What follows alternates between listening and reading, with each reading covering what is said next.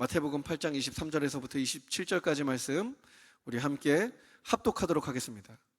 배에 오르심에 제자들이 따랐더니 바다에 큰 놀이 일어나 배가 물결에 덮이게 되었으니 예수께서는 주무시는지라. 그 제자들이 나와 깨우며 이르되 주여 구원하소서, 우리가 죽겠나이다. 예수께서 이르시되 어찌하여 무서워하느냐, 믿음이 작은 자들아 하시고 곧 일어나사 바람과 바다를 꾸짖으시니 아주 잔잔하게 되거늘 그 사람들이 놀랍게 여겨 이르되 이가 어떤 사람이기에 바람과 바다도 순종하는가 하더라. 아멘. 감사합니다. 이 시간 우리 구호 외치겠습니다. 자, 오른손을 높이 드시고, 자, 시작. 잘 됩니다. 잘 되고 있습니다. 잘 될 일만 남았습니다. 안 되는 것이 기적입니다. 아멘. 감사합니다. 오늘은 생터 사역연구원 대표를 맡고 계시고 광신대에서 교수님을 섬기고 계시는 우리 김강현 목사님, 우리 교회 4번 타자 박수로 청하여 듣겠습니다.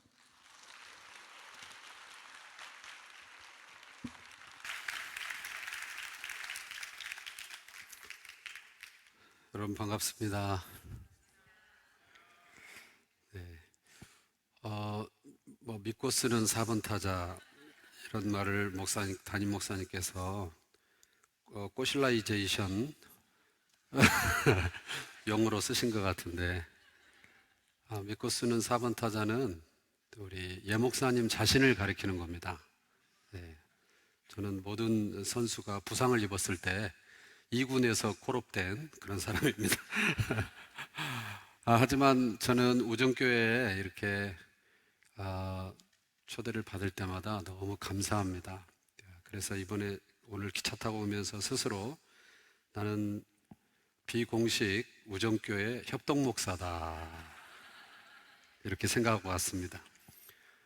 저는 예 목사님을 많이 좋아하고요, 또 대화 속에서 또 사역의 철학 이런 속에서 많은 도전을 받고 많이 배웁니다. 그래서 하나님께서 예 목사님과 우정교회를 통해서 조국과 열방을 향해 반드시 하실 일이 있다, 이런 믿음과 기대와 신뢰를 가지고 또 응원하고 기도하고 있습니다. 네. 기도하고 있습니다. 이렇게 눈치가 없습니까? 저 주보에 칼럼이 제가 쓴 게 나갔는데 2016년에 국민일보에서 따뜻한 밥 한 끼 이런 제목으로 이런 꼭지로 칼럼을 좀 보내달라고 그래서 보냈던 내용입니다. 주보에 그런 칼럼을 실어야 된다고 제가 바깥에 있는데 연락이 와서 할 수 없이 그걸 보냈는데요. 그걸 나눔을 할 때 쓰시는지 모르겠지만 그런 배경 설명을 좀 해드립니다. 오늘 설교와 관련이 없어서 설명을 드립니다. 오늘 메시지는 이상한 책망, 이런 제목입니다. 저는 이제 오래전에 부목사를 했는데 부목사 때 일이 기억이 났습니다. 금요 기도회 우리 우정교회 너무너무 좋잖아요. 저도 부목사로 섬기던 교회 금요 기도회가 있었는데 우리 다 같이 합심해서 통성으로 막 기도하고 기도 제목 가지고 같이 기도하고 끝나면 개인 기도 하다가 자유롭게 돌아가는 거죠. 불이 탁 소등이 되고요, 찬양의 음악이 쫙 나오고 그렇습니다. 근데 이제 부목사 시절이니까 바빠요. 그래서 내일 큰 행사가 있어가지고 이 강단에다가 현수막을 게시를 해야 되는 거예요. 그런데 빨리 또 차를 가져와서 차로 대기를 해서 성도님들 나오시면 모시다 드리기도 해야 돼. 그래서 지금 바쁜 거예요. 그래서 할 수 없이 기도를 하시고 계시는데 최대한 방해를 안 드리면서 조용조용히 다른 목사님하고 현수막을 걸기 위해서 강단으로 이렇게 조심조심 나가고 있었습니다. 카펫에 여러분들이 이제 기도를 하시는데 아주 뜨겁게 기도하시는, 정말 기도 많이 하시는 걸로 우리 공동체가 인지하고 있는 부부가 계세요. 안수 집사님 부부였는데요. 두 분이 이제 꼭 기도하는 그분들의 습관이 두 분이 또 별도로 찬양을 많이 부르세요. 강단에서 그러시다가 기도를 하세요. 무슨 찬양을 하고 계셨냐면 나 두려움없네. 이 찬양 아세요? 네, 그 찬양을 막 힘있게 하는 거예요. 근데 제가 이제 조심히 한다고 가다가 어떻게 살짝 건드렸어요. 그러니까 이분이 나 두려움없네. 아이 깜짝이야. 그래가지고 스캔을 이렇게 하더라고요. 그래서 저니까 두려움 없도다.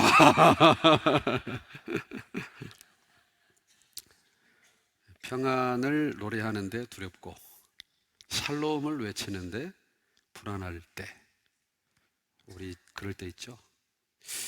그런 상황 겪을 때 정말 내 믿음이 진짜일까? 진위를 고민을 해봐요. 믿음의 크기도 고민이 됩니다. 믿음의 크기가 있을까요? 성경은 어떻게 얘기하는가? 마태복음 16장 8절에 믿음이 작다는 표현이 등장해요. 예수께서 하시고 이르시되 믿음이 작은 자들아. 믿음이 작다. 주님이 그런 말씀을 쓰신 거예요. 또 마태복음 17장 20절에서도요, 겨자씨 한 알만큼의 믿음, 이 얘기하실 때도 믿음이 작다. 너희 믿음이 작은 까닭이니라. 믿음이 작다는 표현을 쓰세요. 작다는 표현만 있는 게 아니고 크다는 표현도 있어요. 마태복음 15장 28절에 여자여 내 믿음이 크도다. 이런 표현이 등장을 해요. 그러니까 작은 믿음, 큰 믿음이 있구나. 그것도 주님이 직접 그런 표현을 하셨으니까요. 주님만 그런 표현을 쓰신 게 아니고 사도 바울이 로마서 12장 6절에서 이런 말을 합니다. 우리에게 주신 은혜대로 받은 은사가 각각 다르니 혹 예언이면 믿음의 분수대로, 이런 표현을 쓰고 있습니다. 그러니까 믿음의 크기, 분수, 분량, 중량이 있다. 어떻게 할 수 있을까요? 믿음의 크기를. 자동차를 끌고 다닐 때 연료 게이지에 쭉 표기가 되죠. 몇 킬로 탈 수 있다. 불도 들어오고, 요즘 자동차들은 말도 해주고, 요즘 자동차들은 가까운 주유소도 찾아주고, 그래. 우리 믿음은 어떻게 알 수 있을까? 제자들의 경우를 한번 생각을 해보죠. 예수님과 제자들의 첫 만남. 여러분, 우리는 예수님의 제자를 몇 명으로 알고 있습니까? 잘 모르시면 여러 명 이렇게 대답하세요. 12명이죠. 그런데 예수님의 제자 12명이 예수님이 공적인 생애, 그리스도로서의 공생애를 시작하시면서 12명을 꾸려놓고 출발하신 게 아니에요. 시간이 가면서 12명의 퍼즐이 완성이 돼요. 맨 처음은 5명이 붙어요. 어디서 붙냐? 우리나라는 팔도인데 예수님 당시의 신약 지도는 3개의 도로 되어 있어요. 제일 북부가 갈릴리 도, 가운데 중부가 사마리아 도, 최남단이 유대 도. 그런데 수도가 남단에 있어요. 남부에 예루살렘. 그리고 그 예루살렘 안에 성전이 있는 것이죠. 그 유대도 중심 도시와 성전이 있는 유대도 인근의 우편이죠. 요단 동편 베레아라는 땅에 있어요. 예수님께서는 저기 북쪽에 갈릴리 나사렛 분이세요.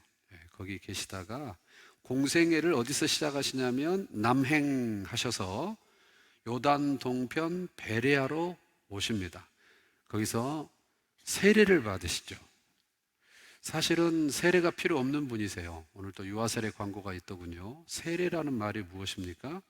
세자가 씻는다는 것입니다. 죄 사함을, 복음으로 말미암아 내가 죄 사함을 받고 하나님의 백성이 됐습니다. 이것을 공동체 앞에서 공증하는 그런 예식이죠. 그러니까 예수님은 죄 사함을 받아야 될 존재가 아니세요. 우리와 성정이 같으시고, 피곤하면 주무시고, 찔리면 아프시고, 눈물도 흘리시고, 똑같은 육체를 입고 오셨지만 다만 죄는 없으신 분이에요. 죄가 없으시기 때문에 죄 사함을 받을 필요도 없으세요. 그분은 죄를 사하는 분이지 그분이 죄를 사함받을 필요가 있는 분은 아니에요. 그런 분이 공적인 생애를 죄 사함의 예식인 세례로부터 출발한다는 것은 그분이 오신 목적이 죄 사함을 위한 대속 제물로 오신 것을 그대로 드러내고 있죠. 세례 요한에게 가서 세례를 받으시는 그 장소가 남쪽에 있는 요단 동편 베레아라는 곳입니다. 그러면 세례 요한은 왜 거기 있나? 거기는 광야예요. 세례 요한은 빌리 그레이엄 목사님처럼 널리 알려져 있어요. 유명 강사예요. 그래서 세례 요한이 광야에서 외치는 자의 소리입니다. 광야에 외치는 소리, 이 소리, 하나님으로부터 온 메시지, 이게 장장 구약 성경의 마지막인 말라기 이후 세례 요한의 등장까지 약 400여 년 동안은 없었어요. 메시지가 없었어요. 소리가 없었어요. 하나님으로부터 오는 소리가 없는 침묵기가 400여 년 동안 지속된 거예요. 그리고 그 침묵을 깨는 사람이 세례 요한이었어요. 탁! 광야에서 외치니까요. 400년 동안 눌려있는 응축된 에너지가 그 광야로 쏠리는 거예요. 이스라엘 전역에서 사람들이 몰려들어요. 그 메시지에 귀를 기울입니다. 메시지가 뭡니까? 회개하라. 천국이 가까웠느니라. 이 독사의 자식들아. 욕을 하는 거예요. 저주를 막 하는 거예요. 심판을 선언하는 거예요. 도끼가 나무 뿌리에 찍혔다. 설교가 살벌해요. 피가 튀겨요. 그런 설교만 하시는 게 아니고 독특한 설교를 하시는데 저분이다, 저분이야, 자꾸 이러시는 거예요. 누구를 가리키나? 나사렛 청년 예수를 가리켜요. 그러면서 나하고 잽이 안 된다는 거예요. 클래스가 다르다는 거예요. 그의 신들매도 내가 감당할 수 없다는 거예요. 세상 죄를 지고 가는 하나님의 어린 양을 보라. 나는 물로 세례를 주는데 그는 차원이 다르다. 그러니까 그분들이, 청중들이, 인파가, 대중이, 모여든 사람들이 그렇게 존경에 맞지 않는 세례 요한 선생님이 자꾸 예수님을 가리키니까 세례 요한 추종자로 와 있는 사람들 중에 베드로, 안드레, 요한, 빌립, 나다나엘, 이 사람들이 예수님께 관심을 갖게 됩니다. 그러니까 아직 예수님에 대해서 인격적으로 몰라요. 경험적으로 몰라요. 왜 따르게 됐느냐? 자기들이 존경하는 선생님이 자꾸 높이니까 호기심에 따라붙었어. 유대 광야에서 40일 금식에서 승리하시고, 그리고 그 남부 유대도를 떠나서 본래 있던 고향 갈릴리도에 가셔서 가나 혼인잔치 기적이 일어나는 것이죠. 물이 변하여 포도주가 되는 것을 지금 이 5명의 제자, 막 예수님을 따라오기 시작한 5명의 제자가 볼 때 어떤 심정이었겠습니까? 우와, 대박, 홀. 맞네. 세례 요한의 말이 맞네. 세례 요한이 물이 변하여 포도주 되게 한 적 없었는데, 그는 그냥 광야에 외치는 자의 소리였는데, 소리만 지르고 욕만 하고 회개하라고 그러고 아무것도 없었는데, 이분은 이제 만났는데 이런 기적을 행하다니, 와우, 잘 따라왔네. 세례 요한 말이 맞네. 그랬겠죠. 그러다가 고향 갈릴리에서 다시 남진을 해서 유대도에 오시게 됩니다. 예수님께서. 왜 오시냐? 명절 때문입니다. 절기, 유월절. 이집트 빠져나올 때 장자의 죽음으로 다 죽어나갈 때 양의 피가 집문 좌우 설주에 있는 집은 그 재앙이 내가 그 피를 유월절 그 양의 보통은 따라 부릅니다. 참고하세요. 네, 이렇게 넘어갔다 그래서 6월절 이렇게 말하는 거죠. 4월에 있어요. 사실 6월절은 4월절이에요. 그래서 그 4월에 맞춰서 오실 때 5 제자가 같이 온 거예요. 가나 혼인잔치 얘기 많이 했겠죠. 자, 그런데 이번에는 가나 혼인잔치와는 임팩트가 다른, 그러니까 가나 혼인잔치는 그 혼인집에 있는 사람들만 놀랐다면, 하객들, 신랑 신부 하객들만 놀랐다면, 이번에는 그 정도가 아니라 전 이스라엘이 깜짝 놀랄 만한 난동을 부리십니다. 예수님이. 난동. 뭡니까? 성전을 들러 엎으신 거예요. 와, 이거는 상상할 수도 없는 일이에요. 이거는 이 뉴스를 접한 사람들 입장에서는 난동도 이런 난동이 없어요. 이거는 당장 돌로 쳐 죽여야 되는 난동이에요. 그 거룩한 성전을 상을 들러엎고 노끈을 채찍을 만들어서 휘두르고 사람들을 내쫓고, 아니 어떻게 이런 일이 있습니까? 정숙해야 되는데 말이죠. 거룩해야 되는데 말이죠. 우리 바깥에는 하나님이 안 다스리고 예배당만 다스리는 게 아니지만, 모든 곳을 하나님이 다스리지만 예배당 오면 그래도 좀 조심하잖아요. 네. 그런데 예수님은 오셔서 예배당 정도가 아니라 지구상에 유일하게 있었던 성전을 들러 엎어버리신 거예요. 와, 제자들이 얼마나 당황했을까요? 깜짝 놀랐겠죠. 그런데 당황은 잠시고 흥분으로 바뀝니다. 왜냐? 군중들이 안 들리는 박수를 물개 박수로 치는 거예요. 이 속에서. 왜 그러냐? 그동안 너무 당한 게 많아요. 누구한테? 이 성전에 빨대를 꼽아놓고 민중들의 피를 쭉쭉 빨아먹고 있는 종교 지도자들, 대제사장 세력들. 그 뒤에 누가 있냐? 헤롯 왕이 있어요. 정치적으로 뒤를 봐주는 거예요. 헤롯의 뒤는 누가 있냐? 제국 로마가 있는 거예요. 그러니까 2중 3중 압제 속에 있어요. 짜고 치는 거예요. 알고도 당하는 거예요. 억울한데 힘이 없어요. 말을 못해요. 그냥 빨리면 빨리는 거예요. 뜯기면 뜯기는 거예요. 억울해요. 언제까지 우리가 이렇게 당해야 되나 싶은데, 혜성처럼 나타난 갈릴리 청년 예수, 예수께서 가르치심을 시작하실 때 30세쯤 되시니라. 30세 정도의 청년이 갑자기 나타나서 성전을 난동을 부르는 거예요. 그러니까 속이 시원한 거예요. 그러니까 들리게는 할 수 없고 뒤로 돌아서 불쾌박수를 막 치는 거죠. 카타르시스를 느끼는 거예요. 뻥 뚫리는 거예요. 제자들은 어땠을까요? 장난 아니죠. 이제 예수님의 인기가 어마어마하게 급상승합니다. 세례 요한을 능가합니다. 왜냐? 세례 요한은 영향력이 있었지만 광야에 외치는 자의 소리였어요. 저 변두리에 변두리. 본진으로 들어오지 않았어요. 그런데 이 청년 예수는 변두리가 아니라, 광야가 아니라 한 복판에 들어와서 누구도 건들 수 없는 2중 3중 구조를 정확히 강타하신 거예요. 그러니까 예수님의 인기가 급상승하고 민중들은 예수님을 주목하기 시작해요.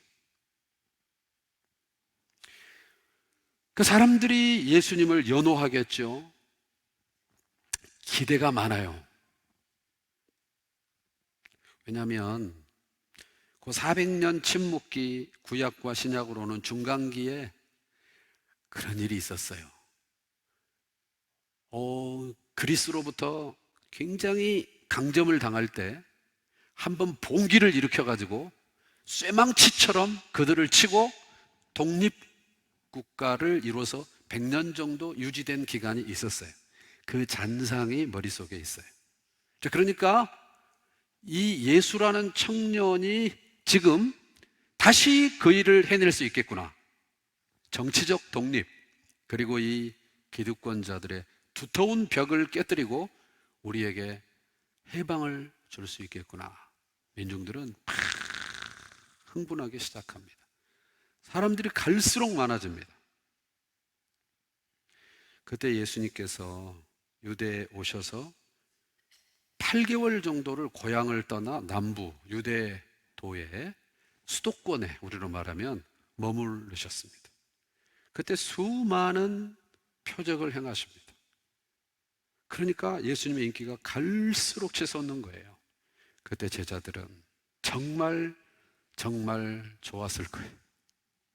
지근거리에서 예수님을 모시는 예수님의 직계예요. 예수님 라인이에요. 줄을 섰어요. 그래서 MBC, KBS, SBS, YTN, CNN, BBC 다 와서 촬영하고 사진 찍고 할 때 옆에 딱 붙어서 찍었겠죠. 더 잘 보이는데 서서 찍히려고 했겠죠. 나 예수님이랑 가까운 사이다. 내가 복심이다. 이런 뭔가 무언의 그런 게 있었겠죠. 그게 억지 추측은 아닌 게 나중에 당신의 나라가 임할 때에 누가 큰지 자리싸움, 왕싸움을 합니다. 누가 우의정하냐 좌의정하냐 싸우는데 예수님 내일 십자가에 죽으시는 하루 전날까지도 그 싸움을 하고 있어서 보다 못한 예수님이 종이 하는 세족식을 그들 앞에서 하면서 고마해라 아이가 이렇게 하실 만큼 그들은 넋이 나가 있습니다. 내가 더 예수님과 가깝다. 내가 더 예수님의 마음을 안다. 내가 예수님의 눈에 더 있다. 예수님하고 핫라인이다. 통한다. 즐기는 거죠.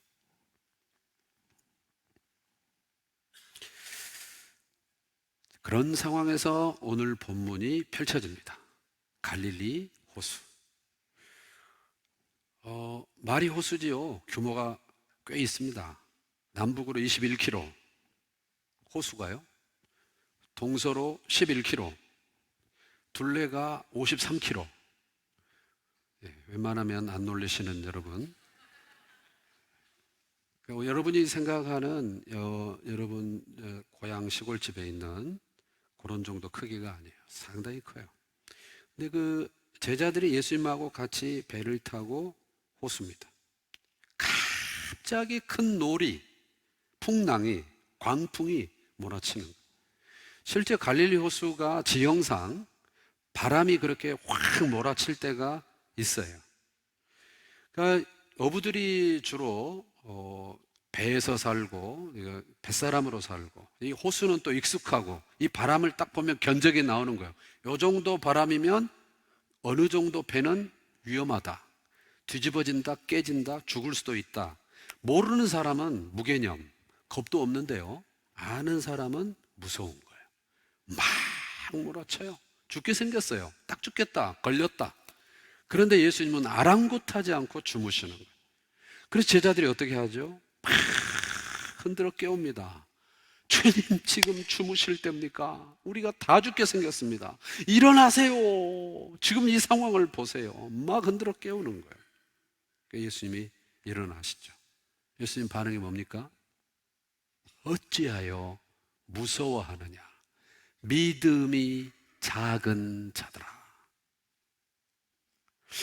저는 이 자다 말고 일어나서 짜증을 폭발하시는 이 예수님의 말씀이 참 이해가 안 됐어요. 이상한 책망이다. 오늘 제목이죠. 이상한 책망이다. 아니 그러면 이토록 위급한 상황에서 어떻게 해야 된단 말이에요? 믿음이 있으니까, 주님을 신뢰하니까 주님 앞에 가서 도움을 호소하는 거 아니에요? 그러면 오히려 일어나서 칭찬을 하셔야 될 것 같은데 왜 일어나서 이렇게 혼내실까? 아무리 예수님이라도 주무시는 분을 깨우면 이렇게 되는구나. 아주 소시적에 그렇게 생각을 했어요. 책망의 핵심이 뭐냐? 왜 무서워하느냐?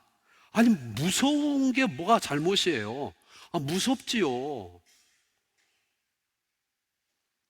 깜깜한 밤에 숲을 혼자 가면 무서운 거예요. 믿음과 상관없이 무서운 거예요, 그거는. 예.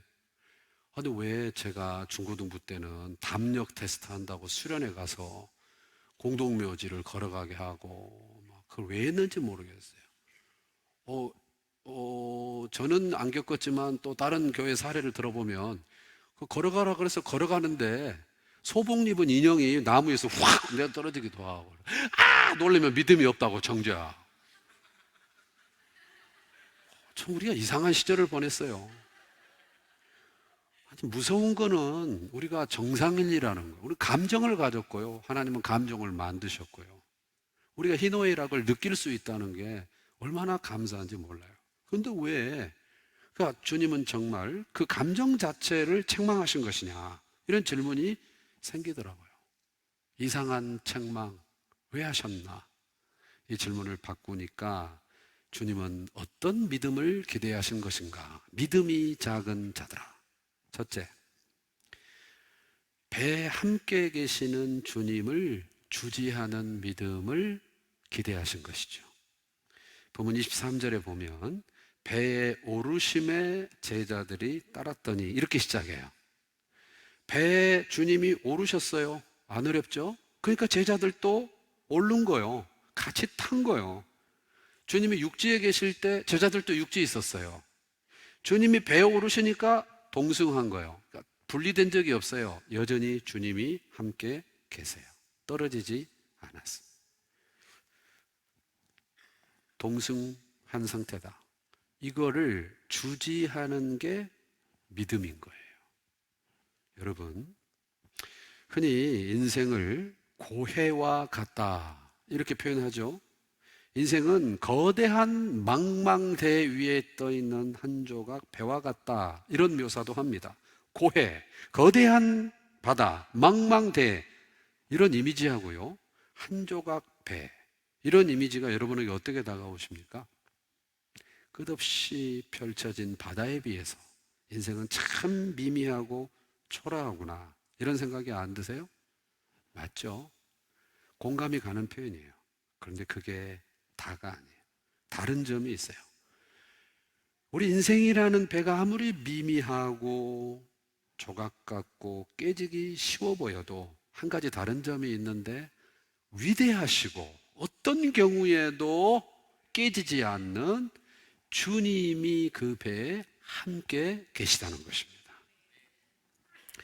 요한복음 14장 18절에 내가 너희를 고아와 같이 버려두지 아니하겠다 말씀하셨어요. 마태복음 28장 20절에 내가 세상 끝날까지 너희와 항상 함께 있겠다고 약속하셨어요. 주님이 우리 인생의 배에 함께하고 계시다는 것이죠. 한 걸음 더 들어가 보죠. 주님이 배에 계시는데 풍랑이 배를 공격했어요. 그러니까 주님 계시다고 풍랑이 안 일어나는 게 아니다. 즉 예수님이 우리와 함께 계신다고 해서 고난이 비껴가느냐? 아니라는 거예요. 이걸 다른 말로 바꿔보죠. 우리가 고난을 당하는 게 주님이 우리와 함께하지 않기 때문에 고난을 받는다는 식의 해석은 잘못됐다는 거예요. 예수 잘 믿어도 아플 수 있어요. 기도 많이 하시고 성령 충만을 구하시고 하나님 앞에 몸부림치며 살아도 때때로 사업에 어려움이 올 수도 있어요. 관계 때문에 힘든 일도 생겨요. 그게 주님이 나를 버린 게 아니라는 거예요. 내 배에 주님이 안 계신 게 아니에요. 주님이 계시는데도 풍랑의 공격은 있는 거예요. 요한복음 9장을 보시면 날 때부터 소경된 자를 제자들이 목격하고 예수님께 질문을 하는 장면이 나와요. 9장 2절인데요. 제자들이 물어 이르되 랍비여 이 사람이 맹인으로 태어났는데 누구 죄 때문입니까? 자기 죄 때문입니까? 부모 죄 때문입니까? 이 질문은 왜 생겼냐? 그 사람들의 세계관, 전제가 뭐냐면 가난하거나 아프거나 일찍 죽거나 사업이 어렵거나 이런 것들은 다 죄 때문에 오는 거라는 세계관적 전제가 깔려 있는 거예요. 자, 그러면 원래는 눈이 건강한데 살다가 시력을 잃었어요. 그럴 만한 죄를 지었기 때문이라고 암묵적으로 전제하는 거예요. 그런데 이 사람은 태어날 때부터 못 보고 태어났으니 죄 지을 시간이 없었네. 그럼 이 사람의 경우는 이 사람 죄입니까? 부모 죄 때문입니까? 가문의 저주가 흐르고 있는 것입니까? 그때 예수님이 3절에서 이 사람이나 그 부모의 죄로 인한 것이 아니다. 그에게서 하나님이 하시는 일을 나타내고자 합니다.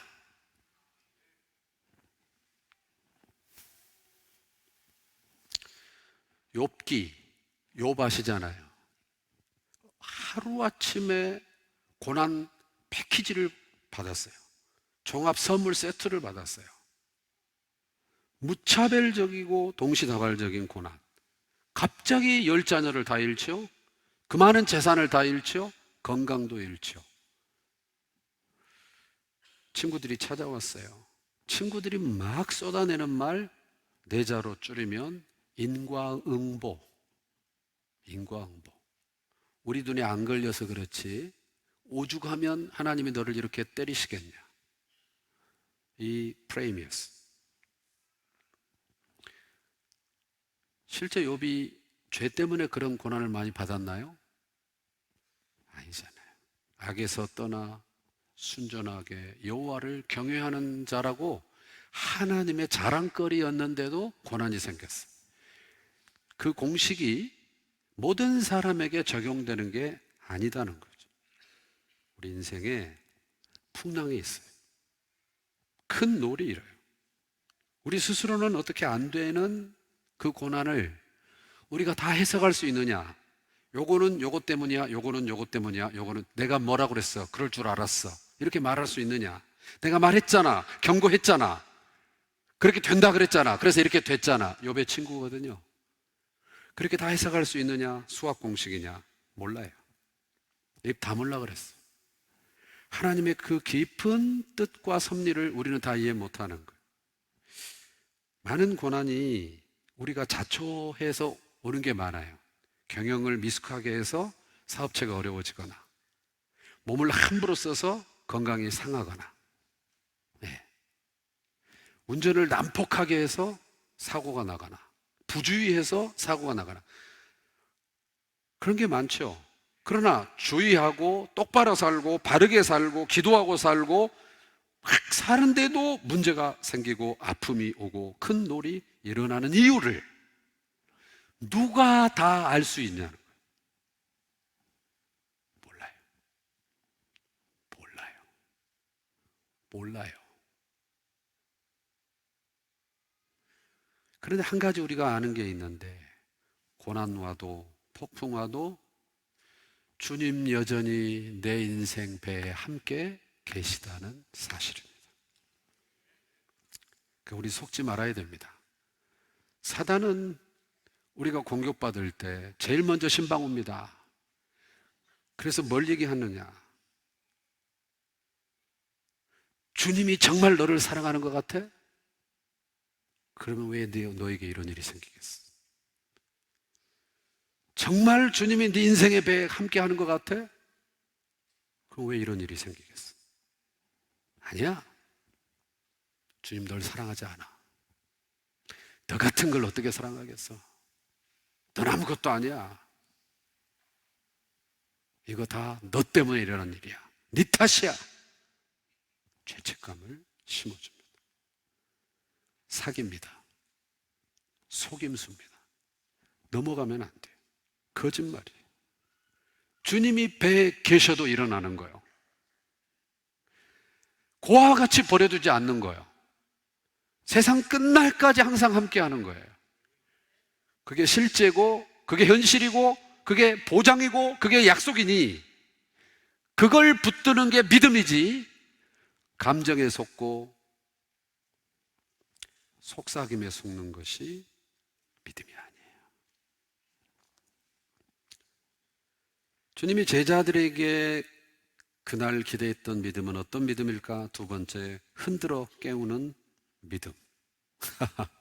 아니, 주님 흔들어 깨워서 그것 때문에 책망받았는데 흔들어 깨우는 믿음이 필요하다고요?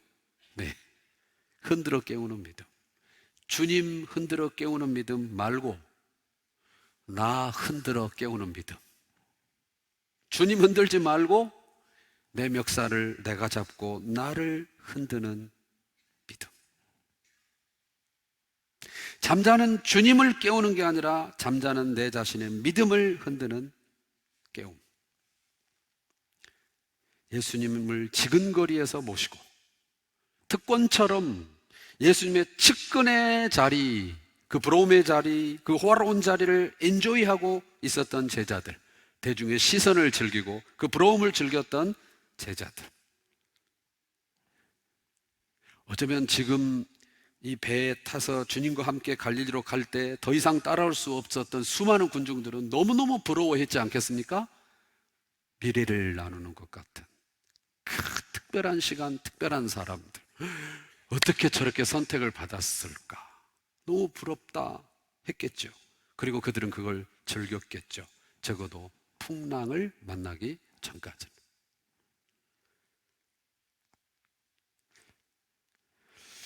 예수님을 따라다닐 때 이렇게 격리되기 전에, 군중과 격리되기 전에 예수님과 계속 군중 속을 다녔죠. 예수님 따르는 인파가 너무 많으니까요.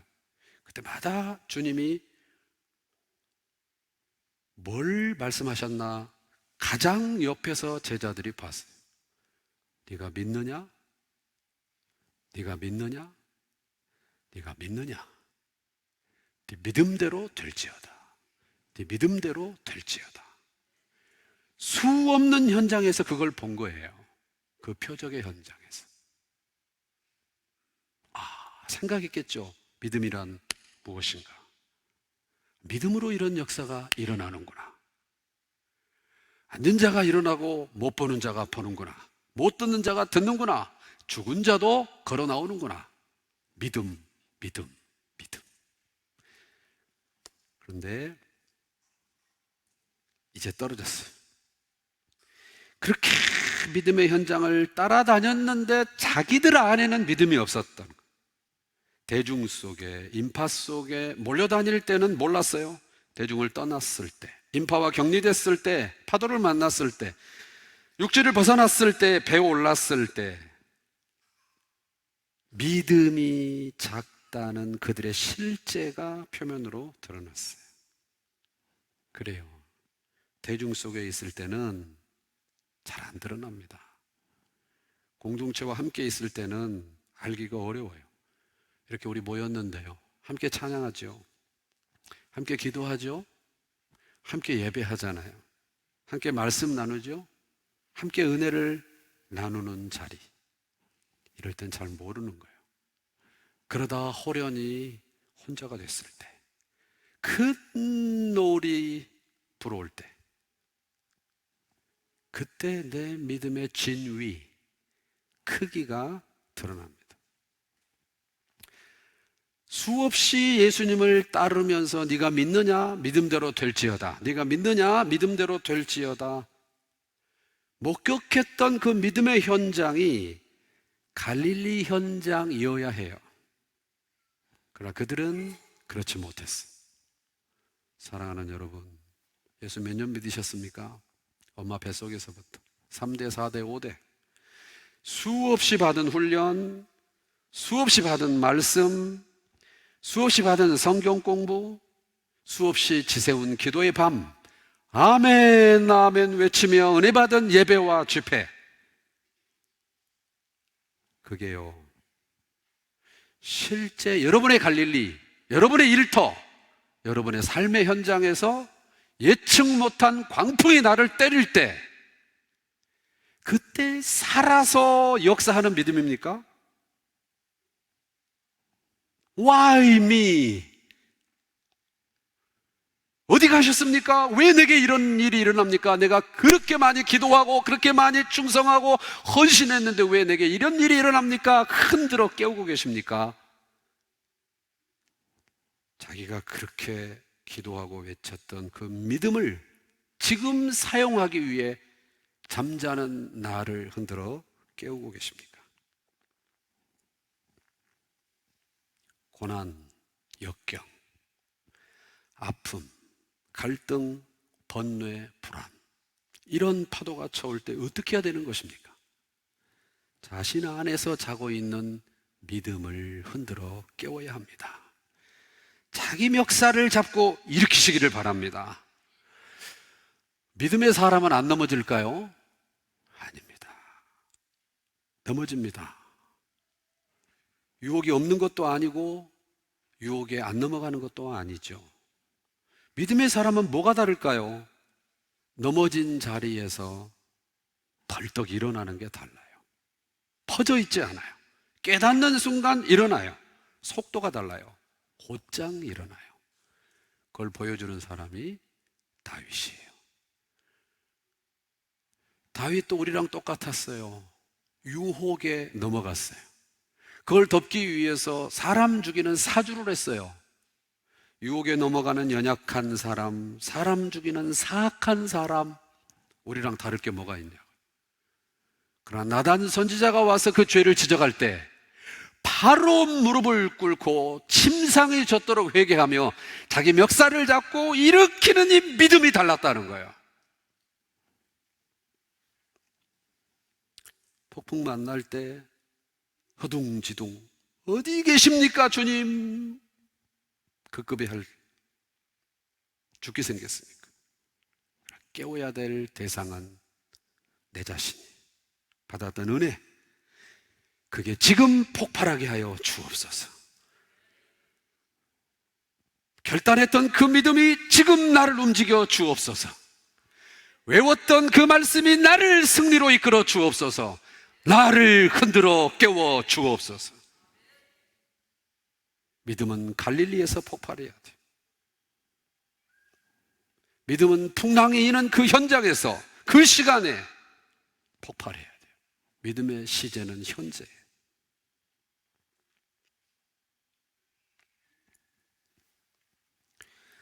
제자들에게 어떤 믿음을 기대하셨을까요? 셋째, 예수님이 누구신지 아는 믿음.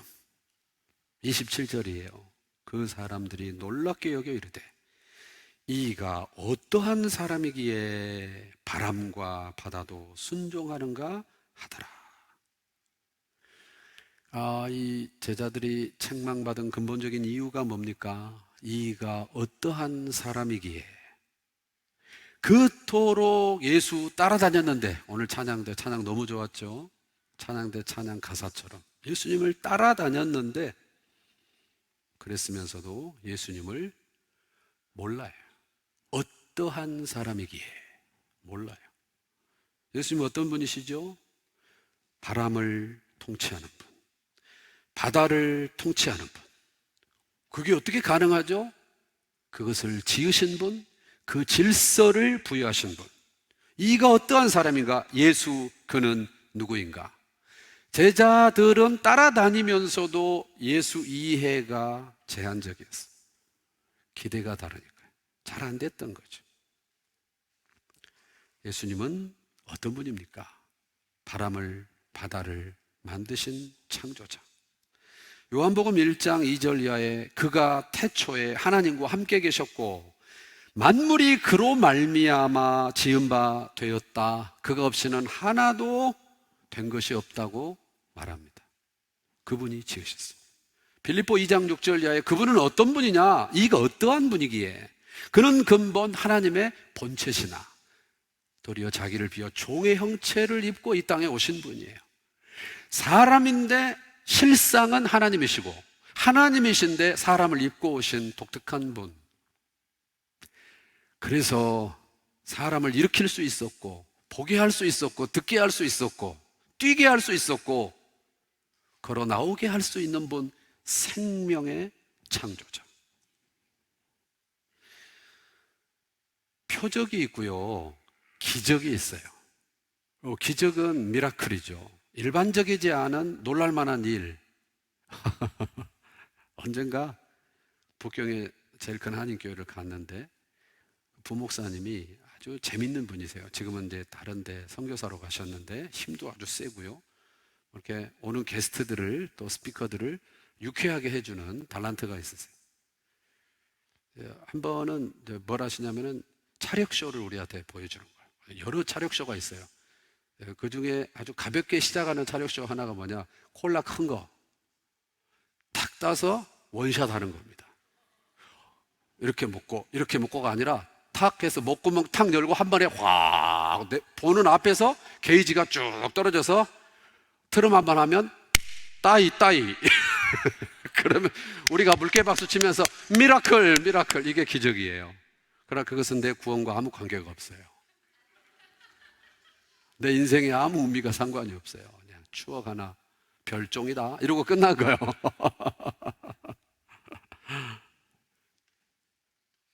이게 기적이라면 서커스도 합니다. 제주도 가도 볼 수 있습니다. 몸을 폴더폰처럼 접는 자매들도 있고, 오토바이를 이만한 공간에 들어가서 뺑글뺑글 도는 사람도 있고, 코끼리 밑에 밟히는 사람도 있고, 다 기적이에요. 악어 입속에 머리를 집어넣었다 뺐다 하는 사람도 있고, 다 미라클이에요. 그러나 우리 구원과 아무 상관이 없어요. 구원과 상관이 있는 기적, 그게 표적이에요. 표적은 사인이에요. 영어로 사인. 우정교회라고 밖에 사인이 붙어 있어요. 사인보드가 붙어 있어요. 언젠가 제가 어렸을 때 야구를 보러 갔는데 이모님 저 데려가셨어요. 이모님 야구 몰라. 어쩌다 갔어요. 그런데 옆에 앉아있다가 내 귀에다 대고 하는 말에 충격을 받았어요. 이모님이 뭔 얘기를 하시냐, 1루 3루 쪽에 선수 아닌 분이 선수복을 입고 뭐를 하냐 하니까 기도를 열심히 하는 거예요. 우리 이모가 보니까 야, 전 천주교 신자인가 보다. 계속 1루 쪽 3루 쪽에. 안 웃는 분들은 삶을 너무 진지하게 살아오신 거예요. 1루하고 3루하고 코치가 서 있어가지고 감독에게 받은 이 무언의 시그널을 사인으로 선수들에게 계속 커뮤니케이션을 하는 거죠. 요때 뛰어라, 요때 어떻게 해라, 사인을 주는 메시지가 담겨 있어요. 그 안에 그냥 행동이 아니에요. 예수님이 하신 미라클, 기적은 차력쇼가 아니에요. 서커스가 하는 게 아니에요. 따이가 아니에요. 콜라 마시는 정도가 아니에요. 그럼 뭘 하시고자 하시는 메시지가 담겨 있어요. 그 안에 사인이에요. 이가 어떠한 사람이기에 죽은 자를 불러내시는 분, 저는 자를 걷게 하시는 분, 눈먼 자를 보게 하시는 분, 이걸 보고든 내가 누구인지 알아차려라 하는 사인. 그 현장 VIP석에 늘 지근거리에서 측근으로 동행했으면서도 이가 어떠한 사람이기에 바람과 바다가 순종하는가를 나중에야 고백을 하고 있어요. 믿음이 뭡니까? 바라는 것들의 실상, 보이지 않는 것들의 증거. 이 히브리서 말씀을 우리 좋아하잖아요. 그러니까 이 말씀을 많이 오해해요. 믿음은 뭐냐? 바라는 것들의 실상, 보이지 않는 것들의 증거. 안 보고 미션이다. 이게 믿음이다. 바라는 것들의 실상, 소망에 막 집중하는 거, 간절히 바라보는 거. 아니, 기독교의 믿음은 그런 정도를 말하는 게 아니고요, 대상에 대한 신뢰예요.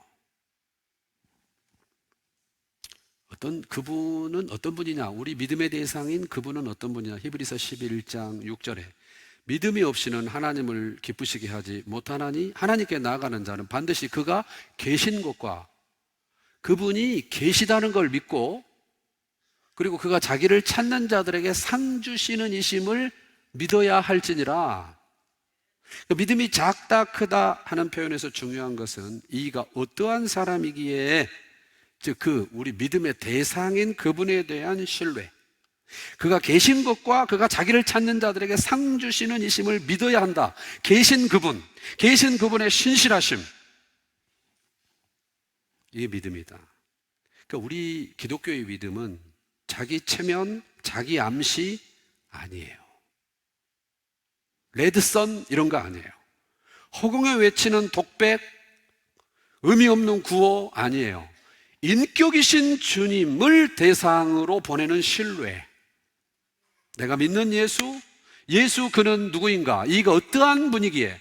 그분은 왕이시다. 그분은 하나님이시다. 그분이 창조주시다. 바람을 만드신 분, 바다를 만드신 분, 잔잔케 하시는 분, 그분이 이 배에 동승하신다. 내 인생에 나와 함께 하신다. 파도와 상관없이, 파고와 상관없이, 몰아닥치는 큰 놀과 상관없이, 광풍과 상관없이, 다 해석되지 않는 내 인생의 복잡한 문제와 상관없이 나는 신뢰한다. 그가 계신 것과 내 인생의 배, 그가 자기를 찾는 자들에게 상 주시는 이신 것을 나는 신뢰한다. 그게 믿음이에요. 이상한 책망, 조금 베일이 벗겨지는 것 같지 않습니까? 말씀을 맺겠습니다. 제자들을 생각해 보세요. 군중 속에 있을 때는 몰랐어요. 인파에 묻혀 다닐 때는 몰랐어요. 큰 노래 직면했을 때야 실체가 드러났어요. 어쩌면 우리도 그럴지 몰라요. 캐비넷 안에 있을 때 몰라요. 저 유리창 안에 있을 때 몰라요. 전시용. 교회에서만 힘을 쓰는 믿음 아닌가 스스로에게 물어야 돼요. 일터에서, 사업터에서, 직장에서, 학교에서, 가정에서, 삶의 현장에서, 일상에서 또 기능하는 믿음인지 자기에게 물어야 돼요. 공동체로 모여 인파와 함께 군중을 이루고 예배하며 은혜를 받으셨다면 그 은혜가 나로 하여금 폭발하게 하는 곳은 여러분이 살아가는 일상의 현장에 되어야 하는 것입니다. 교회용 믿음 안 됩니다.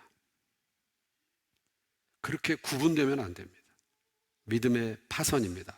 디모데 전서 1장 19절 믿음에 관하여는 파선하였느니라. 디모데 전서 6장 21절 믿음에서 벗어났느니라. 인생은 항해입니다. 이 바다 고요하지 않습니다.